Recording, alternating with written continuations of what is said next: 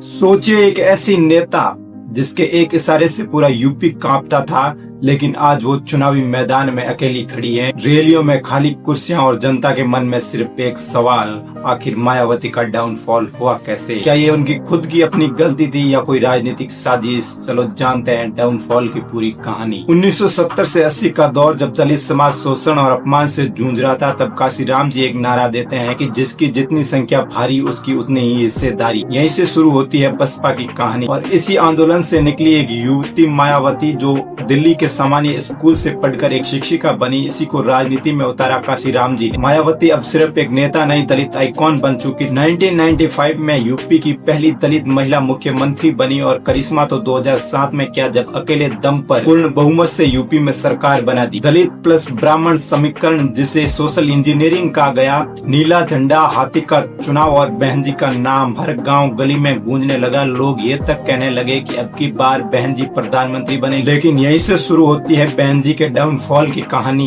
बहन जी का ध्यान अब दलित आदिवासियों से हटकर स्मारकों और मूर्तियों पर चला गया। बहन जी करोड़ों रुपए के खर्च के साथ स्मारक और मूर्तियां बनवाती है। हमें ये कहने में कोई हर्ज नहीं है कि बहन जी की सरकार के समय यूपी की कानून व्यवस्था सबसे तकड़ी थी, लेकिन अब जो जनता का प्यार था वो बहन जी से उठने लगा। बहन जी पर सीबीआई केस और इंक्वायरी ने उनकी छवि को और खराब कर दिया। अब दलितों को लगा बहन जी सत्ता बचाने के लिए बार बार बीजेपी से समझौता करने। अब लोग कहने लगे दलितों की बहन जी अब सत्ता की बहन जी बन गई। 2014 में भारत की राजनीति में उलटफेर होता है। मोदी और शाह हिंदुत्व की भावना से दलित बैंक वोट को तोड़ते हैं। अब बीजेपी और भी अपनी पकड़ मजबूत बना चुकी थी। युवाओं ने मायावती से सवाल पूछना शुरू किया। जो अत्याचार के खिलाफ आवाज उठाती थी वो बहन जी अब कहाँ गायब है? और इसी दौर में यूपी के सहारनपुर से एक आवाज निकलती है, चंद्रशेखर आजाद द्रावण। अब वो अपना नया नेता ढूंढने लगे चंद्रशेखर में। 2019 में मायावती अखिलेश यादव से गठबंधन कर, लोगों को लगा था ये गठबंधन बीजेपी को टक्कर दे सकता है, लेकिन बहन जी ये गठबंधन चुनाव के बाद में तोड़ देती है। उधर पार्टी के बड़े नेता स्वामी प्रसाद मौर्य, बाबू सिंह कुशवाहा जैसे